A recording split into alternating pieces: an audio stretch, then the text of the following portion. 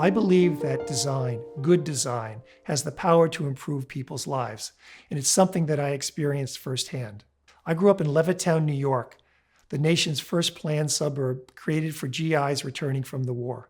17,447 of virtually the same house were built from 1946 to 1951 on the potato fields of Long Island.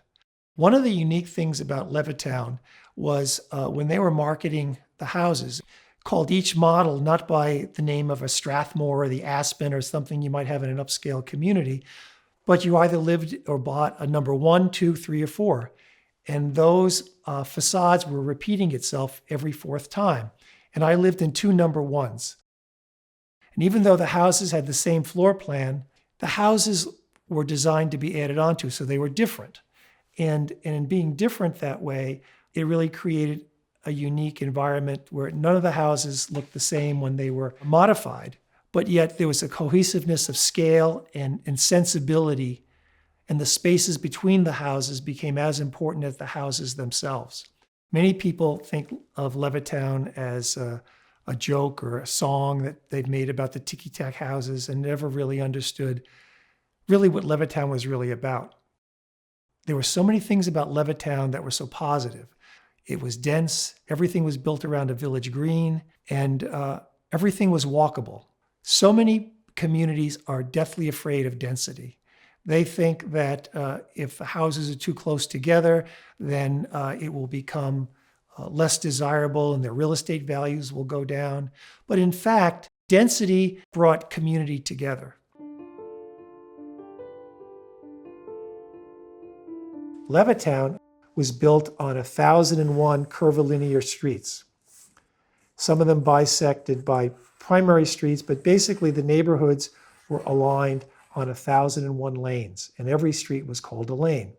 And what Levitt did was, when he created these 832 square foot houses and these small lots, they were based on the shape of these streets.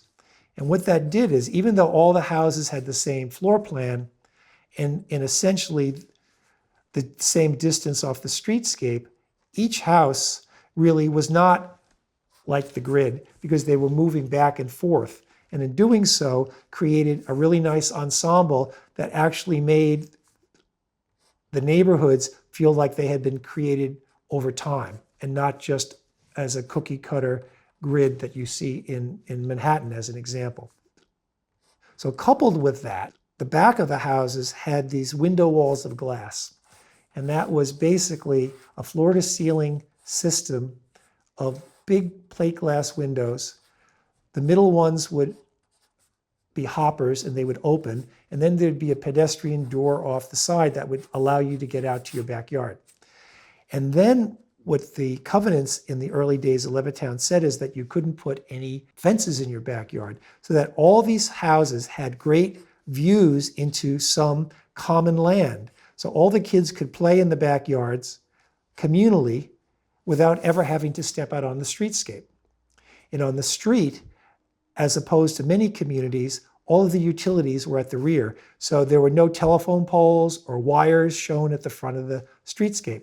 Very much what the new urbanists try to do today. So you've got this wonderful street of houses that were built on what was the potato fields with rich soil. Trees grew very quickly. And you started to get this wonderful canopy along the street. And each of the streets had a green space, and the sidewalk was set behind the green space. So you could ride your bicycle all around the village. And then every neighborhood was based around a village green. And every village green had community shopping. You had your barber, your little drugstore, the grocery store, and you had playgrounds for kids to play. And then we had a community swimming pool that would serve each collective neighborhood with a little kiddie pool next to it in a changing area. And then an elementary school, all walkable.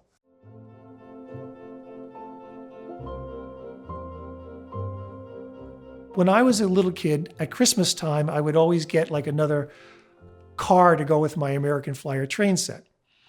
And I was fortunate enough to have a train set that would come down off the wall. And then in the wintertime, my dad would set it up so we could run the trains around the track and so on.